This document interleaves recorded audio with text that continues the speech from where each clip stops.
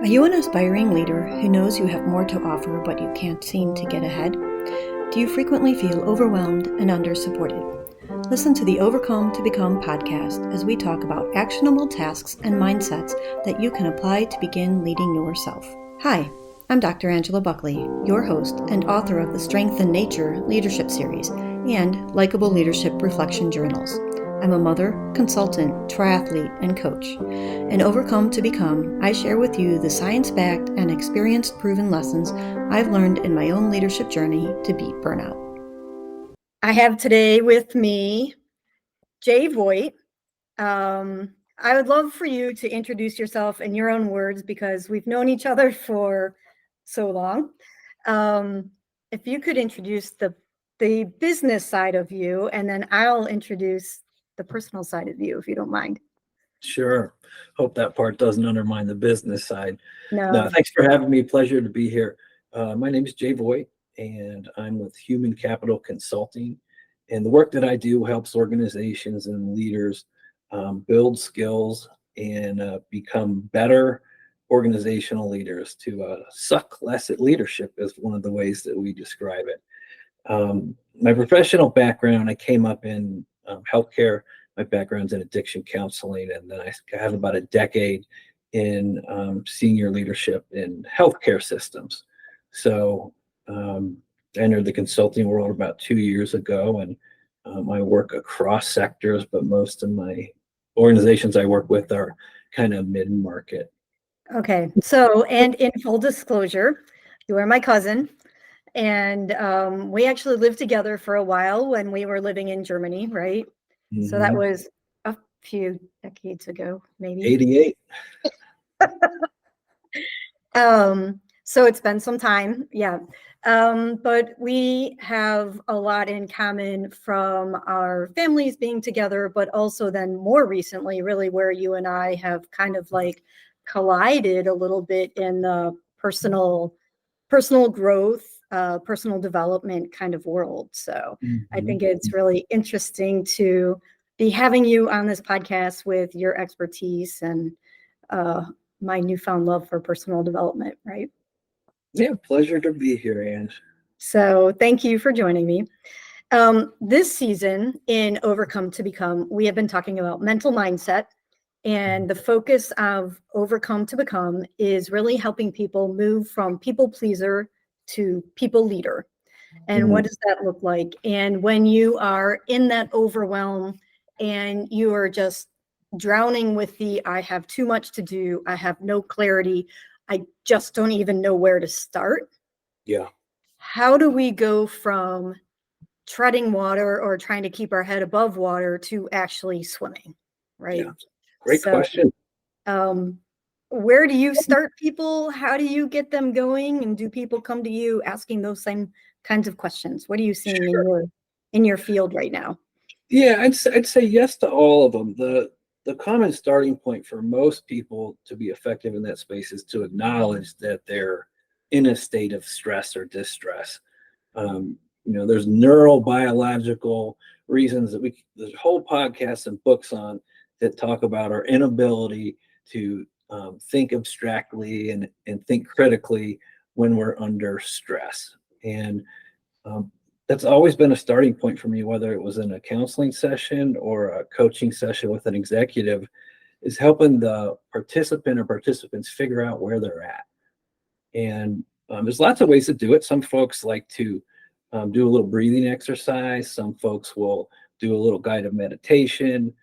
Some folks might break out a journal and write a couple paragraphs. It doesn't matter how you do it, but I think it's important to stop and kind of acknowledge, like, where am I right now? Because when we're in that state that you described, we're reactive, we're fear-based, we're not making our best decisions, for sure. In terms of leadership or people that manage people, I think it's important to do that throughout the day, because the impact you're having is huge. Or even as a parent, I'm sure a lot of your listeners can relate to parenting, and right, like, you don't get a break from parenting a lot of times, and you end up being reactive, and you tend to do or say things that you might not have otherwise. You're not your best self. So whether it's in the workplace or whether it's home, you got to figure out where you're at. Once you know where you are, then you can start going down that path of what skills and tools do you need to use to be the person you need to be. And how do my listeners figure out where they're at? Is it because of the time, because of the emotional stress? Are they writing this down? Or are they focusing on what they want to be and then understanding those gaps? Yeah, I think identifying where you're at, everybody's different. That's why I mentioned a couple different ways to do it. But like right now on this podcast, I'd invite your listeners to pull over, sit down, pause this thing, take a couple breaths, and like scan your body. Does anything hurt? Start paying attention to your breathing. How quick is it? Most people have space watches, as I like to call them, Apple watches or whatever. Like, look at your heartbeat all the time here, Jay. Yeah, look at your heartbeat. Is it baseline or is it not? And then look at kind of your day. Like, how have you spent your time? A lot of times people end up spending way more time thinking or obsessing over something than they would like to. So if I ask the listener, say, did you think about anything today more than you wanted to? They'd likely be able to identify a couple things if that's the case. To which I would respond to any of those data points. Okay, something's got you impacted. Something's got you worked up. Chances are you have a couple of those things that I mentioned, which would be more data to validate. Okay, you're being impacted by something. So the next step is to what extent, right? That's true. You know what I used to do when I was in college?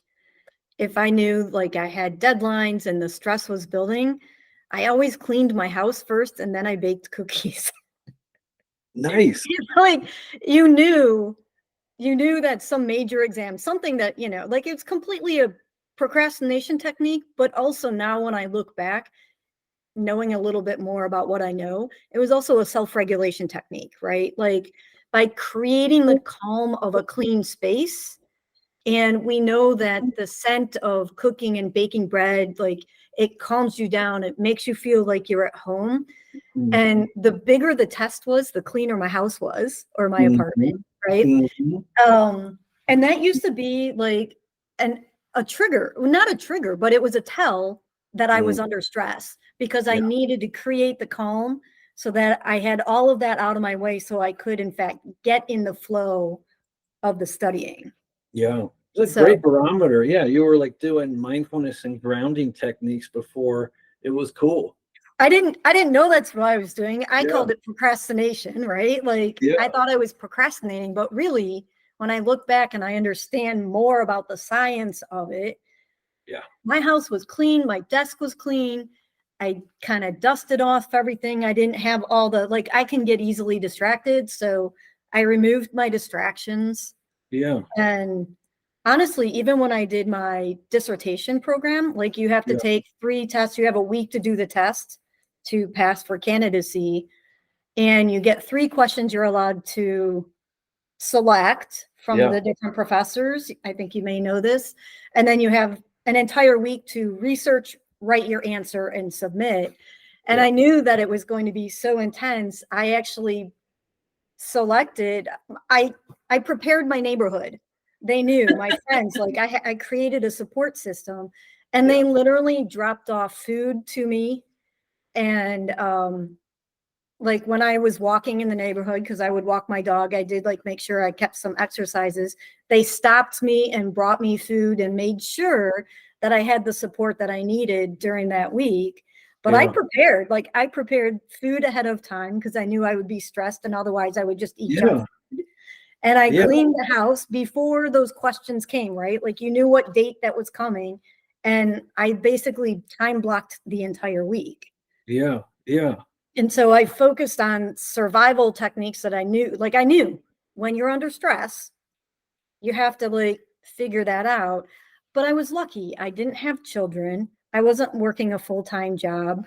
I wasn't meeting the demands. I had one demand and it was pass this test and walk the dog. But right, like that's still taking care of your emotional health. Yeah. Yeah. So, absolutely. You nailed it. be like Ange, anticipating that stuff and planning, huge, super duper huge. And one of the problems I see with a lot of stuff out there on dealing with stress is it's not realistic. Authors will write these books or with videos or podcasts talking about, here's this ideal state and you got to go do these 57 things to get it right. And the reality is the individual has to come up with something that works for them. And you identified stuff that works for you. Baking, cooking for a lot of people can be a thing, for others, not so much. And then the other part of it is, what kind of coping skills can I develop that I can use in 5 minutes? Yeah. Or in 30 seconds in public versus private, alone with people, right? And what you described, works awesome, right? But I'm sure you have different skills and tools you used, especially parenting, a young child in a public place where everything went wrong. I'm sure the well, yes. I'm sure that my parenting score isn't 100%. Never met 100% parent, right? But that's the reality, right? That's where the rubber meets the road. How do we handle real stress, real time, in an effective way? So breathing is one, right? Like a lot of people talk to me about breathing practices.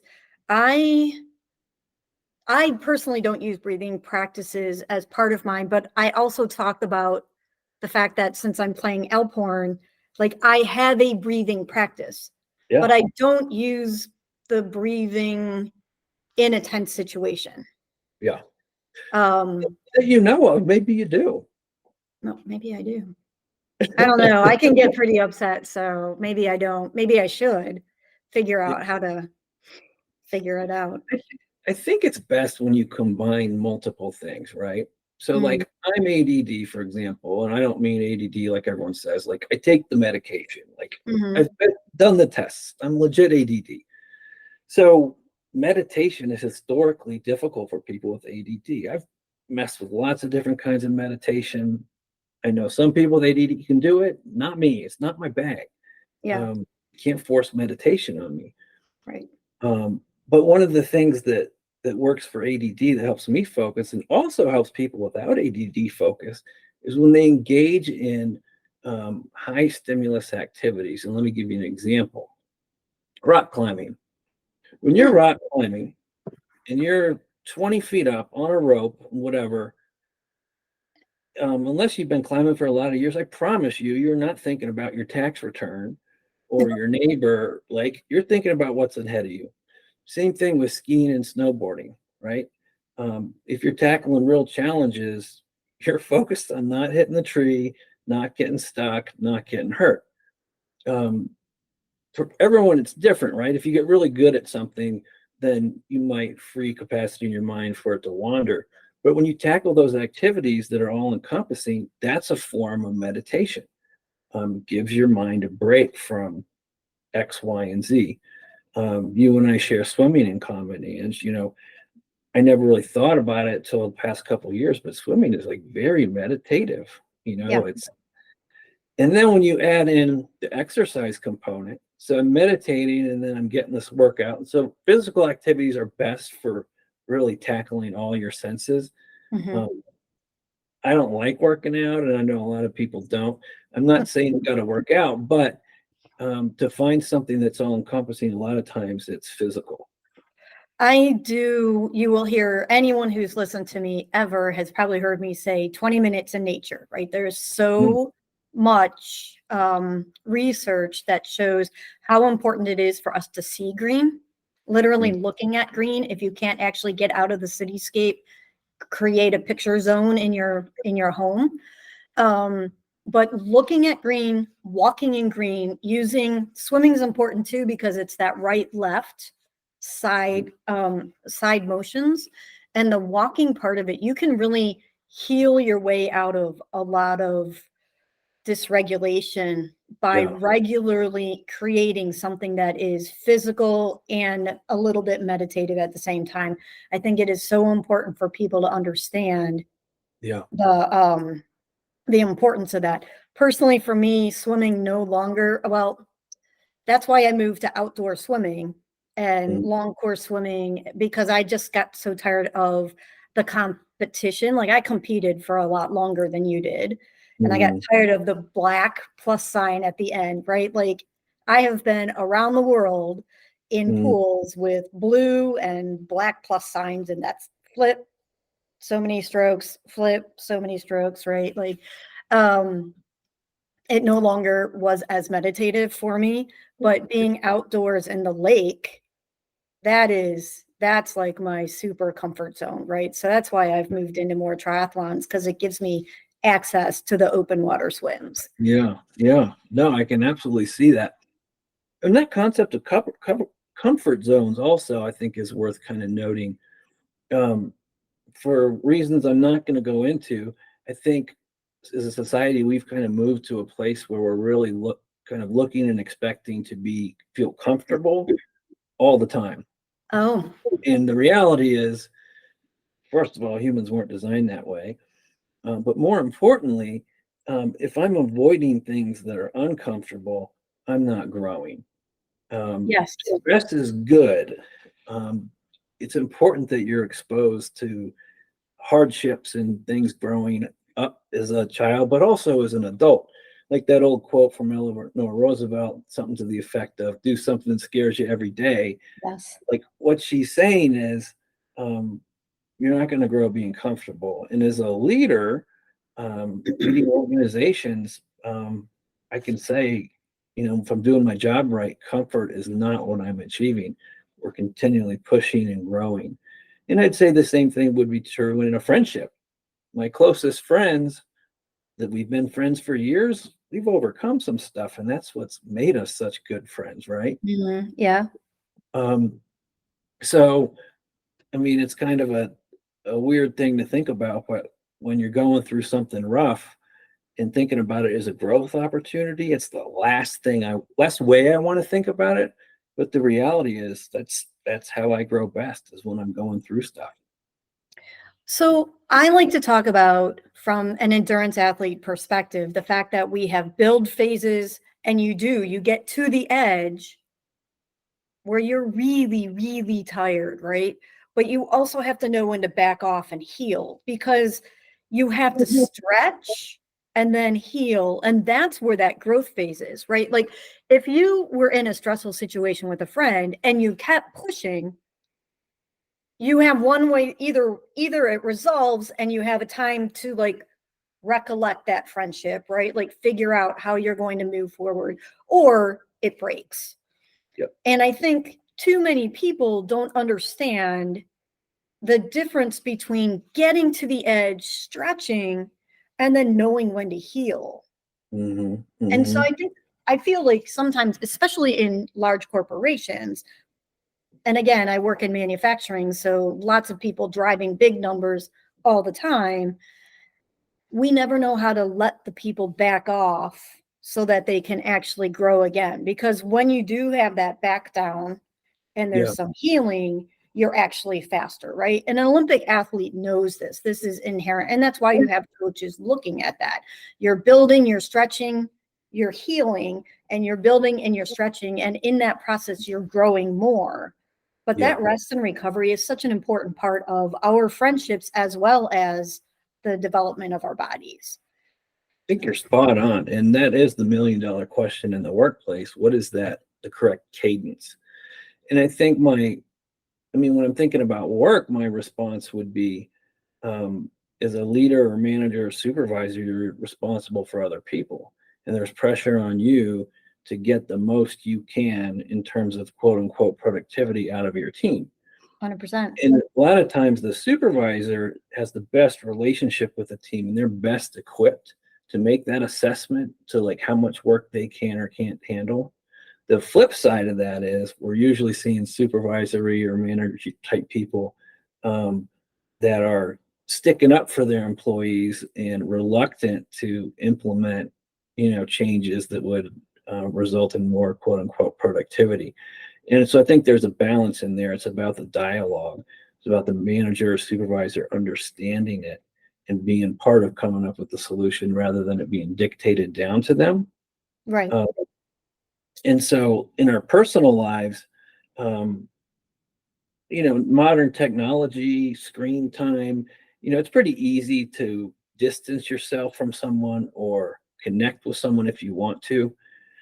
50 years ago, we'd say, well, don't go play volleyball on Saturday because you're recovering, right? If it was a relational thing, we'd say, well, don't go to that place where that person is and you won't have to deal with them. Right. And that worked until, now I think someone's use of social media is going to mediate some of that um, cadence to which they're engaged or connected to things that could be potentially stressful. There is, I feel like we have the two extremes. You either have so much connectedness, Yeah.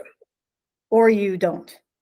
Mm. Like, I think that's where you hear a lot of the struggles is I can't release myself from my own connectedness. Yeah. Or I feel so isolated because I never see anybody because everybody's on the computer. Sure. And we think about like what that connectedness is. I think a lot of it is pseudo connectedness. Right.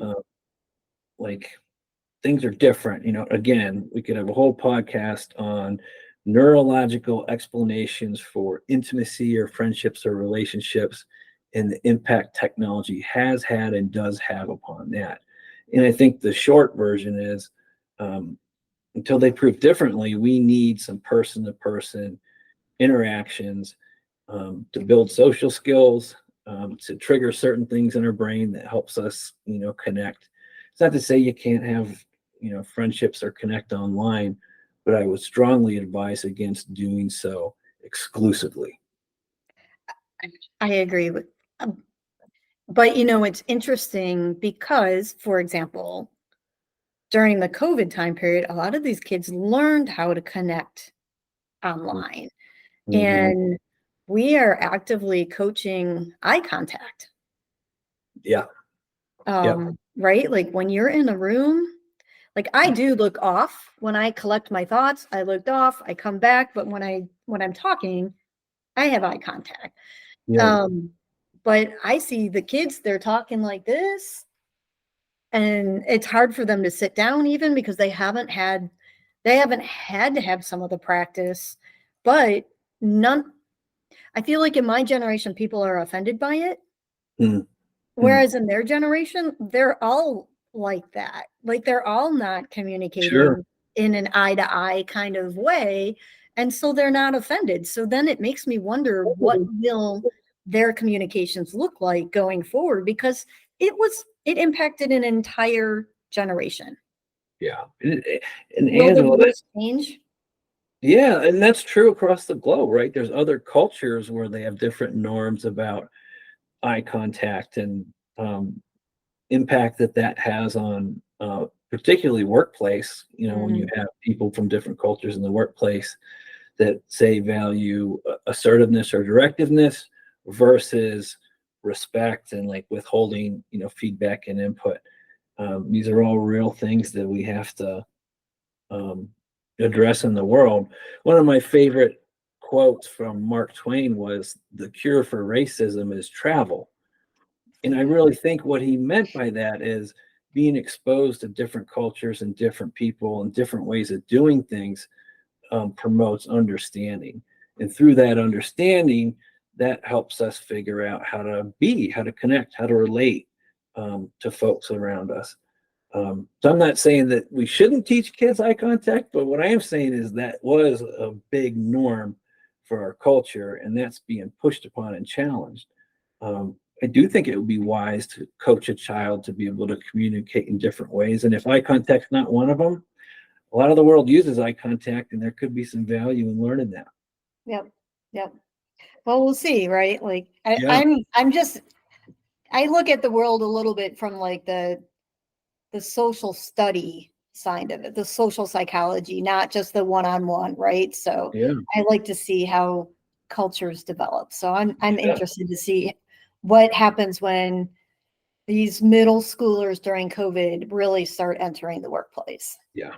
Yeah. So, and then just because we talked about some neurodivergence, I think with the growing acceptance and conversations around the different diagnoses, I think that may play out in the workplace as well. Like I've Sure. seen some estimates that suggest between autism, ADHD, and ADD, you're looking at 20% of the population. Sure. Sure. So, I mean, in response to that, like I haven't read the latest numbers. Last I heard it was 1 in 36 for autism, and ADD, ADHD is different titles that have happened, Right. over the years. But one thing I know, people, human beings throughout time, one thing we've always been really good at across cultures is differentiation. We are really good about saying you're a this and I'm a that. They're a this, and whether it's like political parties or social groups or whatever. And we've reached a point, I think, in our current culture where we've we've gone down through so many iterations of this, this concept of neurodivergence. Like Mm-hmm. we've always had people that learn differently. That's why we figured out, hey, when you teach, you should always teach people embracing, tactile and visual and verbal and auditory, right? The more ways you can communicate a message, the more likelihood your listeners are going to pick up on that. So this concept of neurodivergence, um, it's it's another category, another bucket that we've looked at and reached into, and there's a danger of putting too fine a point on how different and unique every person is from this, that, and the next thing. Um, so I'm not suggesting that like racism, for example, or like learning disabilities are not like important distinctions and things that need to be acknowledged. But what I will say is, I think it's important that we focus more on things that foster connection versus distinction. And I think that's why we've seen this change in this concept of diversity, equity, inclusion, right? They recently dropped the D, and now there's all this talk about equity and inclusion is what's important. We don't need to make diversity be a separate thing because that's redundant. You can't be included unless, people that are diverse are feeling comfortable and safe in X, Y, and Z environments. I don't know how that'll pan out, but I just think it's an interesting thing. I have yet to see anyone kind of drop a letter from a group rather than add a letter. So we'll see how this thing pans out. I think there are a lot of politics in play associated with that one. So that'll be interesting. So I know quite a few people have been impacted by some of those decisions and not necessarily in a positive way. So, Yeah. Yep. And it does, that the lack of inclusion does lead to overwhelm, right? Like not being able to have your voice heard. And sometimes having pathways for communications and then those pathways are blocked. I think that does lead to a lot of stress, and there are people who are now even focusing on healing from some of that stress in a therapy setting, like targeting specifically some of those healing processes, because we still have an opportunity to fix what equity and inclusion looks like Sure. all over Absolutely. the place. So that'll Yeah. be that. There's lots to unpack on that one. So Yeah. I don't want to cram too much into yeah. to the podcast, but I guess the one thing I'll say to your point, Ange, is um, ways that people exist and communicate and experience things in the workplace for people of the majority, i.e., white males in particular. Um, a lot of times they're not aware of these other quote unquote perspectives, the realities of other people, because it's been so, male dominated, male focused, Caucasian focused, that um, there hasn't even been a question of what do you mean you can't communicate? I gave you a pathway to communicate and you chose not to use it, right? And then I start talking about, well, I have a learning disability and I don't know how to write. Well, I have an open door policy. You should have come to me. Well, I don't feel safe coming to you because of years of my experience with white males and blah, blah, blah.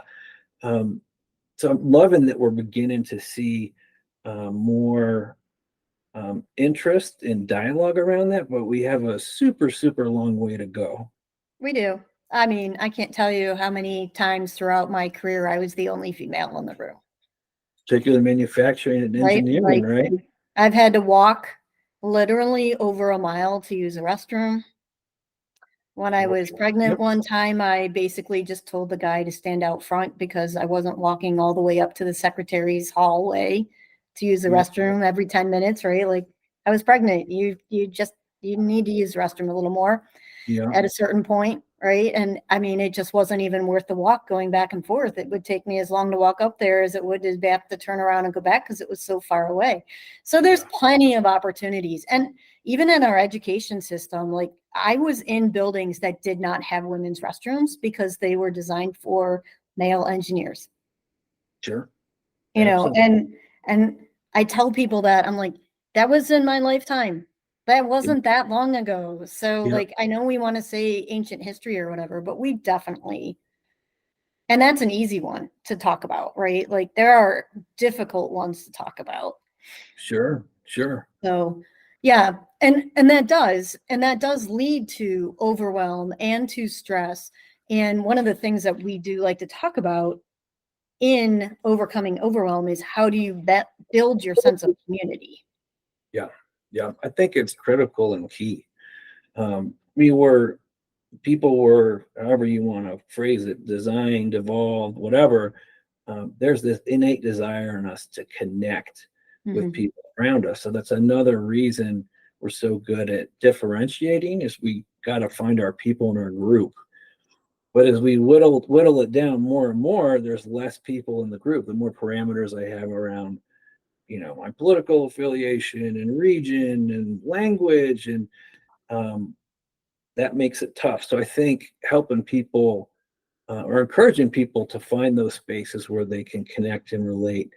I'm thinking back, like, probably the 40s and 50s, right? Like, churches were the predominant, like, social structures in America, right? Then over time that's changed. I'm going to guess it's probably not churches nearly as much as it used to. We have these, like, pickleball communities now. I was going to say, I think it's the sporting community. Like, for me, it's the triathlon community, right? When I need help, when I need whatever, these are the ladies that show up. These are the ladies I reach out to for emotional support or whatever else. Yeah. I think the sporting communities have definitely taken the #1 spot in the US. I'd have to look at numbers, but but opinion. Think about the cancer community. How many people march for cancer and relate to that? Think about veterans. What kind of veteran are you? Where did you serve?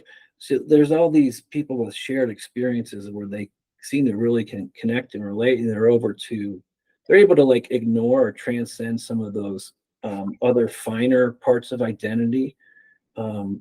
The addiction community, right? As a recovering person, I've been to 12-step meetings in different countries, and it's crazy that kind of acceptance, you can experience in those environments. So not doing it alone, I think, is key.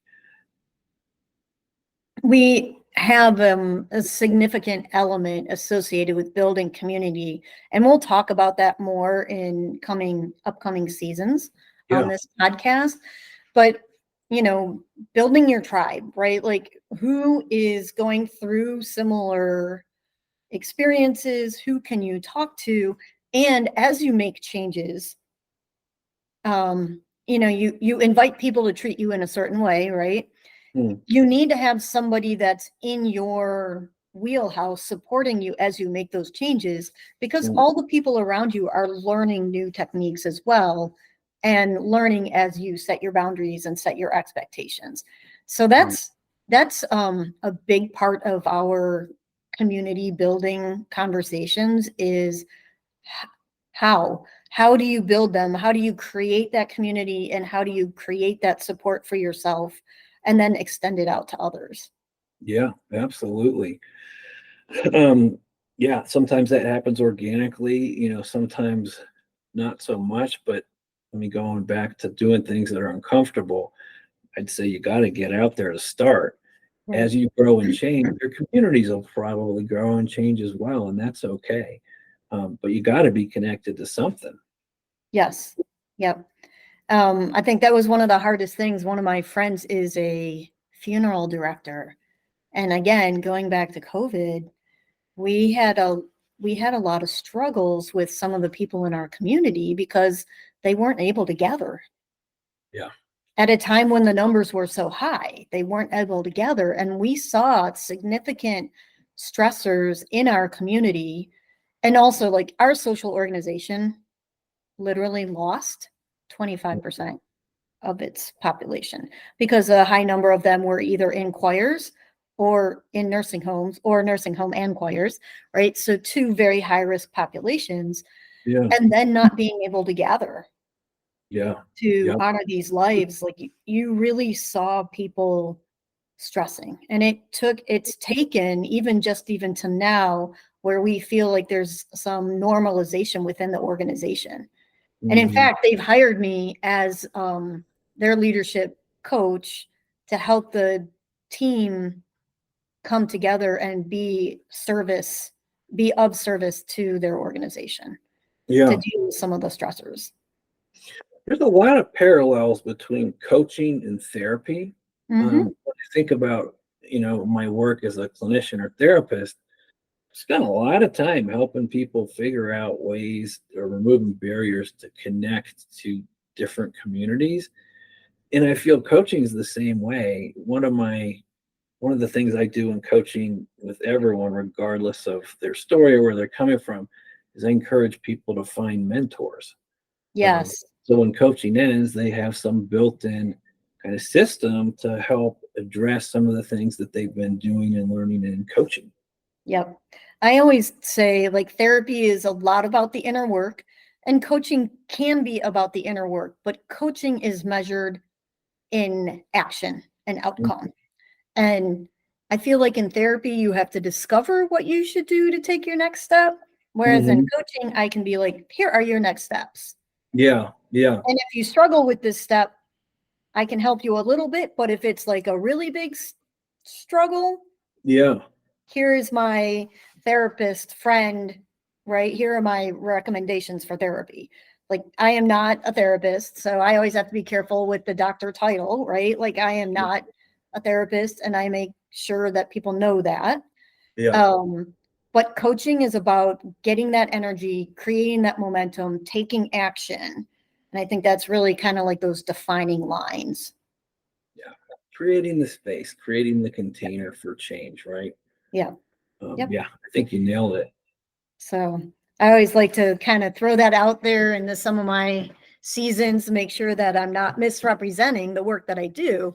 But you can get a lot of action done in a different way when you go Sure. through coaching, whereas therapy is a lot of healing, which allows you to have that fundamental base to go Mm, into the coaching. But sure. sometimes you need both. Yeah. It's important to Yeah. get it all together. One thing we haven't talked about explicitly and is the impact trauma or traumatic experiences have had on people's life, whether it's in the workplace or personally. And um, coming from a therapeutic background, having treated folks for lots of things, including trauma, um, I can say that it's pretty important to understand what trauma is and how it manifests itself.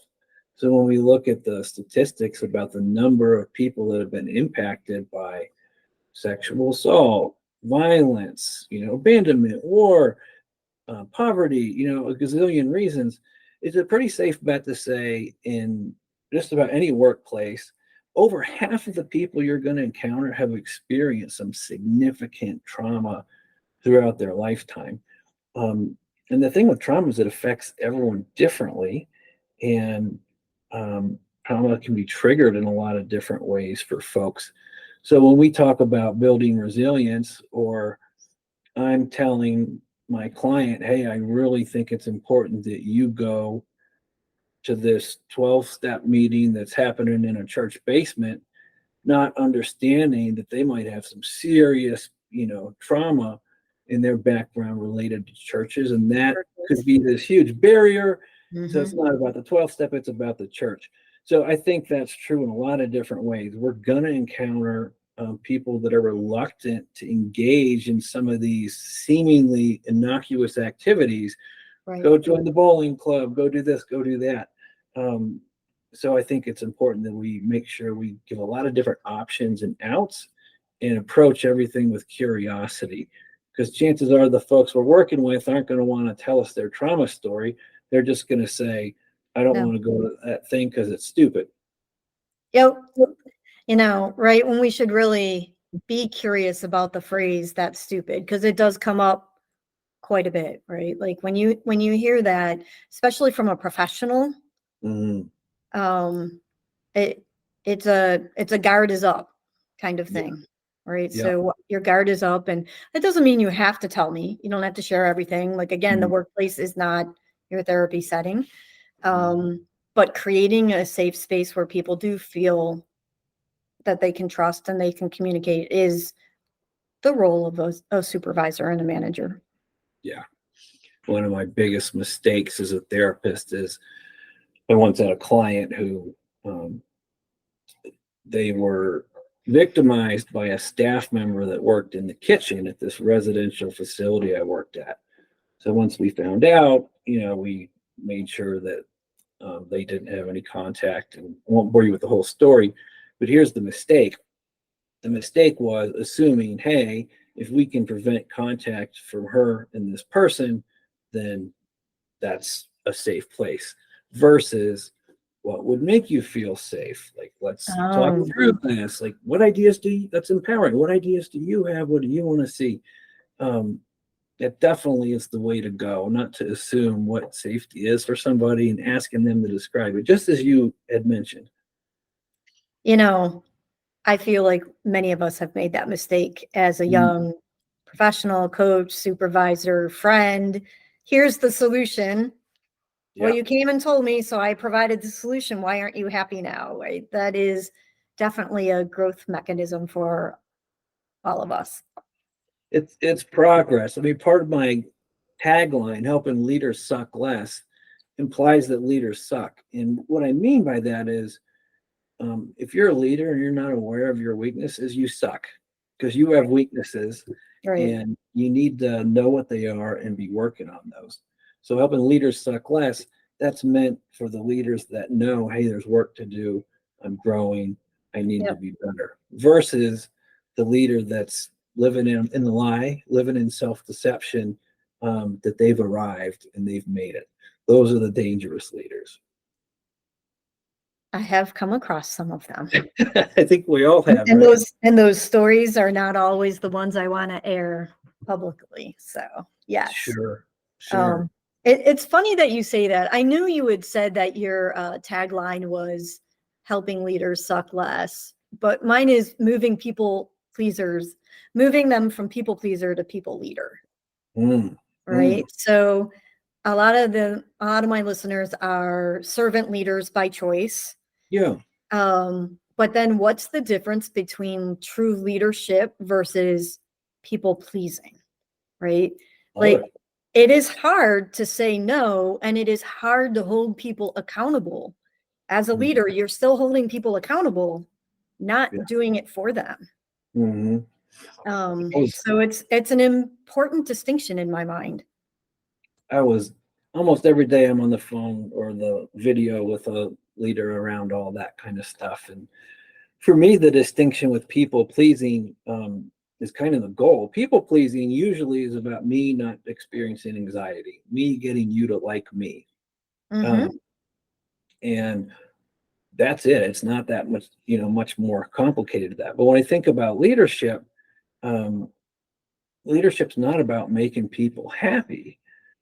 Leadership's about getting something done. And oftentimes people are happy, and it's ideal when you can do things in a way that make them happy, but that's not always the case. Case in point, in medicine, satisfied patients are more unhealthy than dissatisfied patients. So what does that mean? That means I like my doctor, Angela, because she does what I ask her to do. Mm. I'm driving care versus Dr. Angela driving care. Conversely, Dr. Angela tells me this is the prescription, this is the course of treatment. I know you don't like it, Jay, but this is it. Um, I'm going to be a healthier patient by doing that, right? Because in medicine, also, people pleasing or patient pleasing is a very real thing for a whole lot of reasons. Interesting. I've been very lucky. So, um, interesting. I didn't know that. It's a really good statistic to Mm, understand, but I think about some of the things. I really, really hate vacuuming. I hate vacuuming. That's just okay. like of all the tasks in the house, I really Mhm, hate it. But I really like having a clean house. Like I talk about that quite a bit, right? mhm. Um, so it's worth it to get it done. It doesn't take that much time, whatever else, but it's worth it to get it done because I'm happier in the long run, as opposed to being happy by not doing it. Like, what does that get me? It really doesn't, right? Like, just do it. Start it and do it. And Yeah. one of the things we talk about is like task initiation or momentum. Like, just get all the things that you really don't like done. Like, suck it Mhm. up, truly. Yeah. Sometimes we just have to suck it up and do it. Yeah. And you're grateful when you're done. My Yeah. girlfriend is a big fan, Marcy. She's a big fan of um, beautiful plates. Like when she makes food, Mhm. everything has to fit, it has to be on the plate. Like she plates beautifully. Okay. And her husband and I are like, is there protein? Is there nutrition? Like our approach to the food plate is very different, right? Hers is she's very much healthy food oriented, but it Yeah. has to be beautiful in its presentation. It has to be social. There's this like joining of things. And I'm way more clinical in my food. I'm like, does it have the protein? Does it have the vegetables? Does it have the right Sure. amount of carbs for the amount of workouts that we did today? Yeah. And she looked at me one time and she's like, you literally just said eat your protein, not eat your chicken. I'm like, yeah, like I'm all about getting that like a little more scientific approach to it. Yeah. But it's important to understand kind of like those differences and how they mix together and just having the fun of all that, right? Like you can Yeah. take two totally different perspectives and still blend that into the same plate. I don't, Mhm. I'm Mhm. not asking for an ugly plate, but I will eat it if it's ugly. Sure. She won't. And my son either, he won't either. If it's like not appealing or Yeah. visually appetizing, like he doesn't have to be the level of beauty that she has, but if Sure. it doesn't, like if it's a pile of beans or whatever and it just, even if it hits all of the requirements, he's like, Sure. no, he's not for it. He's like, I'm not hungry. Even if he takes it and likes it, he's like, I'm not hungry. Yeah. So understanding people's perspectives and getting that all in there too is, it's super important and it helps people come together. Absolutely. Absolutely. Yeah, it's a great analogy. We could play with that one all day, but that idea of how you plate something versus what the food is versus how it's presented with who it's with. Going to a restaurant's a great way to kind of look at that. They pay attention to all those things, right? So they can reach the broadest audience. Right, right. And it's interesting. I mean, then we could go down that marketing hole, right? Of there's a reason you do different things in a different way for Mm, different audiences and different markets and things. yeah. So I like to see it in the home. Yeah. And what, like mine is get it done, get it because I have to move on to my next task. Whereas she enjoys that part of it, right? Like Sure. going back to, does it suck? Like I don't enjoy doing the kitchen part as much, but I Yeah. care about the nutrition. So I Yeah. just blow through that part to get to the nutrition. Hmm. But I Hmm. don't not appreciate everything that she does. Like it's fun to go sit at her house and eat. Don't get me wrong, right? Yeah. Like so it just matters, I think, kind of sometimes do you get the stuff done to get to the happy spot, Or do you enjoy the process because that part is important to you as well? I think it's kind of like when we're talking about overcoming overwhelm, finding those priorities that are different for each person. And how do you fit all of those in together? Yeah. Yeah. Yeah. I don't disagree, right? Different people approach being overwhelmed in different ways, just as different people are overwhelmed by different things. Yeah, it's so unique to the person. But going back to a point you made earlier, Ange, with coaching, at the end of the day, it doesn't really matter what you think. It doesn't really matter what you feel. What matters is what you do. Right. And that's a danger, and particularly in counseling or psychotherapy, but also in coaching, is getting stuck in that whole analysis and understanding and meaning and existential blah blah blah. We're wired that way. We want to know why things are happening. We want to understand things, but at the end of the day, that's not where the solution is in understanding. The solution is in doing.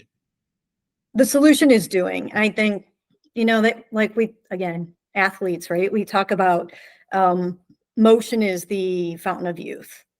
Doing is where it gets done. And I think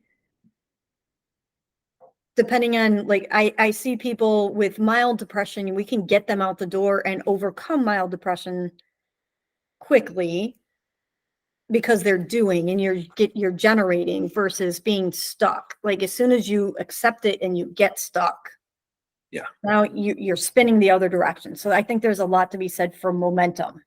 Yeah. As well, right? Like understanding that the do creates a positive force and the sitting creates a negative force that allows you to get stuck. So that motion, physically moving your body, is an important part of the solution. And we're allowed to talk about that ad nauseum. It applies to psychotherapy and therapy as well. What they're doing now with knee transplants, for example, right? If you get a new knee, is they're having you walk on it the same day. Listen, my partner had 2 knees in the time we've been dating, and I've had my ACL. Like we got all the knee experience done. Right. And he's up the same day. Right. But you used to have to immobilize it for like 6 weeks or more or whatever, right? So even medicine supports that idea. Yep. Yeah. No, absolutely. I think we're seeing more and more that you include rest, but it's not only rest. And understanding what that is. And there is a process to healing. Yeah. So, and understanding that it takes that journey. I like to talk about the journey, right? So it's fun to read a map and create a map and map that out. And then that's the hard part. Then you just got to do it. Yeah. Yep. Absolutely. Don't disagree at all. So, but hey, Jay, do you have any closing points that you would love to share relative to overcoming overwhelm, beating burnout? Like, what if you had your favorite one point when someone said, "Oh my gosh, I'm so overwhelmed. What can I do?" What's your favorite point to turn to? Figure out how to ask and accept help. That's it. Figure out how to ask for and accept help. It's not complicated, but it's hard, isn't it? I feel like you have to ask more than once too. There's a lot of science that says you have to ask more than once, and people are more willing to help you the second time. Yeah, or ask the right person, right? Also true, right? Like I had a conversation recently with someone. I said, "Are you asking for my advice or my permission?" Nice. Right? Yeah. Like, because it feels like you're asking me for permission. Yeah. You can do whatever you want. You have permission. Go. Yeah. But you asked for my advice. That's how you started the conversation. Yep. Here's my advice. Yep. Yeah. And it's free, right? Like, it was a friend. It's free. I'm not. Yeah. Here we are. Yeah. Sometimes the way we ask or other people ask doesn't get at what we're really after or they're really after. Yes. So yeah, you got to ask it in a way that someone can hear it. And that was a great example, Ange, of making a distinction, with a family or friend. So in the show notes, I will also add a link to a blog that I've written on that same topic of how to ask and ask for help in order to actually get the help that you need. Awesome. Outstanding. Well, I'd love to see or hear it depending on the format. Yeah, that one's a blog, so I'll send you a link. Outstanding. Well, thanks so much for having me on, Angela. It's been a pleasure. Thank you for joining. Thank you for sharing your thoughts and some of your experiences with my audience. How can they get a hold of you? If anybody's you're out in Colorado area.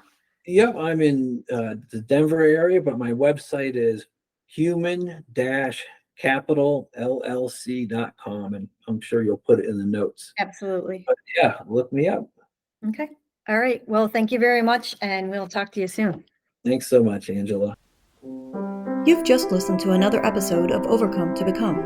Thank you for joining me, Angela Buckley, your host, as we explored actions and mindsets to overcome the overwhelm and beat burnout. Did you know that when you learn to lead yourself, you can effectively learn to lead others? You can apply these skills in your home, at work, and in the community. If you'd like to learn more, join us in the Strength in Nature Learning Academy. We are currently featuring the Overcome the Overwhelm course with a 20% off coupon code, OTB2024. That's valid until the end of 2024. You can join me in my community at www.strengthinnature.com and on Instagram at creativelyefficient. Thanks for listening. I look forward to hearing from you soon.